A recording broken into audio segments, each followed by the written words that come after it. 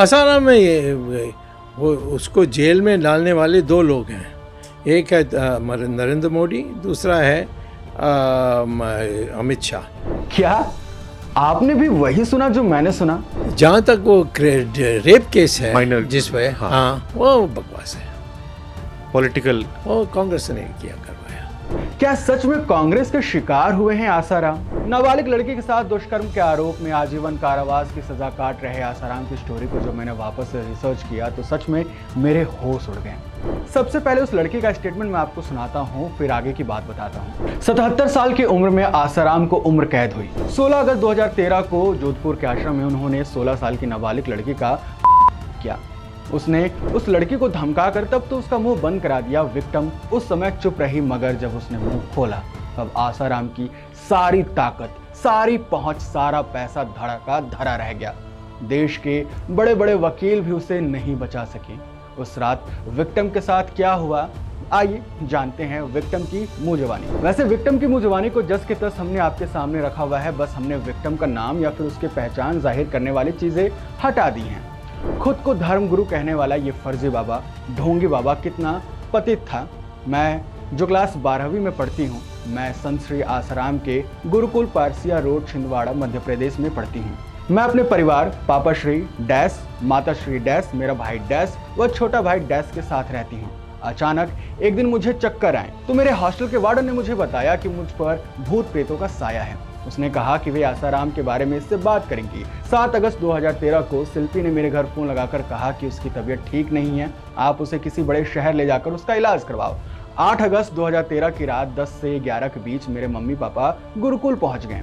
मेरी उनसे फ़ोन पर बात हुई। 9 अगस्त 2013 की सुबह माँ पापा गर्ल्स हॉस्टल मुझे लेने आए, तब शिल्पी से उनकी बात हुई। शिल्पी ने कहा कि मेरे ऊपर भूत प्रेत का साया है, जिस बारे में हमने बापू को बता दिया है और उन्होंने बुलाया है। शिल्पी ने कहा कि बापू जहाँ भी हैं, इसे जल्दी से जल्दी उसके पास लेकर जाओ। 9 अगस्त 2013 को मैं अपने घर शाहजहांपुर पहुंची, तब मेरे पापा ने पता किया कि बापू कहाँ हैं। पता चला कि वो 12 अगस्त 2013 को दिल्ली आएंगे। हम 13 अगस्त 2013 को दिल्ली पहुंचे तो पता चला कि वो जोधपुर राजस्थान में ही हैं। तब शिवा, जो बापू की सेवा में रहता है, उसने हमसे कहकर कि तुम जल्दी जोधपुर आ जाओ। 14 अगस्त को हम जोधपुर के एक मड़ई गांव के पास पहुंचे जहां बापू आए हुए थे।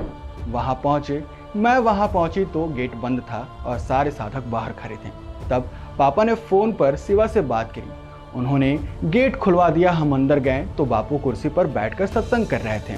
हम भी वहां जाकर बैठ गए। कुछ देर बाद उन्होंने मुझसे पूछा कि तुम कहां से आए हो। मैंने बताया कि मैं गुरुकुल में पढ़ती हूँ। तो उन्होंने कहा कि मेरा भूत प्रेत वो निकालेंगे। फिर उन्होंने हमसे आध्यात्मिक और मेरे भविष्य से जुड़ी बातें की। उस रात बापू ने अपने एक सेवक को भेजकर हम तीनों को अपने पास बुलवा लिया। फिर हमें अपनी कुटिया दिखाई और प्रसाद देकर आराम करने के लिए भेज दिया। हम उन्हीं द्वारा दिए गए कमरे में रुके थे। अगले दिन 15 अगस्त 2013 को हमारे लिए उन्होंने खाना भिजवाया व सत्संग व प्रवचन किया। फिर रात बापू ने हमें अपनी कुटिया में बुलाया। हम लोग वहां गए तो बापू ने पहले माँ बाप से बात की, फिर उन्हें गेट के पास बिठा दिया। उनसे कहा कि यहाँ बैठकर जप करना, ध्यान करना और थोड़ी देर में चले जाना। बापू ने मुझे कुटिया के पीछे चबूतरे पर बैठा दिया। फिर उसने मुझे एक गिलास दूध का दिया। उसे पीने के बाद बापू ने माँ बाप को जाने को कहा, पर वो नहीं गए। थोड़ी देर में पापा चले गए, लेकिन माँ वहीं बैठी रही। बापू सामने के दरवाजे से अपने कमरे में गया और थोड़ी देर में उसने अपने कमरे की लाइट को बंद कर दी और पीछे के दरवाजे से मुझे अंदर बुलाया। मैं अंदर गई तो उसने मुझे अपने पास बिठाया, बातें करने लगा। फिर उसने मुझसे कहा कि अपने माँ बाप को देख कर आओ कि वो क्या कर रहे हैं। मैंने उसे आकर बताया कि माँ बैठी है और पापा चले गए हैं। फिर उसने रूम लॉक कर दिया, मेरे साथ शुरू कर दी। मैं चिल्लाने लगी तो उसने कहा कि मेरे माँ बाप को वो मरवा देगा। मुझे डरा धमका कर उसने मेरा मुंह बंद करवा दिया। उसने मुझे किया, मुझे गलत स्पर्श किया, मेरे पूरे शरीर पर अपने हाथों को फेरा। फिर जबरन उसने मुझे हर जगह किया और अपना चूसने को कहा।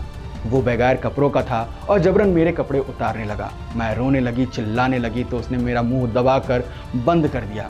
करीब 1 से 1.5 घंटे तक उसने मेरे साथ छेड़छाड़ की। रूम के बाहर उसके 2 या 3 सेवक भी थे। जैसे मैं बाहर आई तो उसने मुझे फिर से धमकी दी, कहा कि इस बारे में किसी से कुछ मत कहना।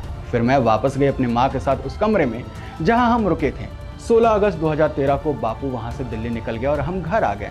जाने से पहले बापू ने मेरे पापा से कहा था कि अभी इसे अहमदाबाद गुजरात भेज दो, वहाँ 7 से 8 दिन ये अनुष्ठान करेगी, फिर मैं इसे छिंदवाड़ा पहुँचा दूंगा। पर इस घटना के बाद मैं वहां नहीं गई। घर पहुंचकर मैंने अपने माँ बाप को पूरी बात बता दी। इस बिहाफ पर आसाराम को आजीवन कारावास की सजा सुनाई गई। पर कुछ लोगों का आज भी ये मानना है कि ये सब एक सोची समझी साजिश है आसाराम के खिलाफ। कुछ लोगों ने यह भी दावा किया है कि मेडिकल रिपोर्ट के अनुसार लड़की के शरीर पर मारपीट का कोई निशान नहीं पाया गया था। कॉल रिकॉर्ड से पता चलता है कि लड़की घटना के समय फोन पर थी। ऐसे कई साक्ष्य हैं जो साबित करते हैं कि आसाराम बापू उस समय उस तिथि के दौरान सैकड़ों लोगों के बीच कार्यक्रम में उपस्थित थे। एफआईआर और उसके कार्बन कॉपी मेल नहीं खा रही है।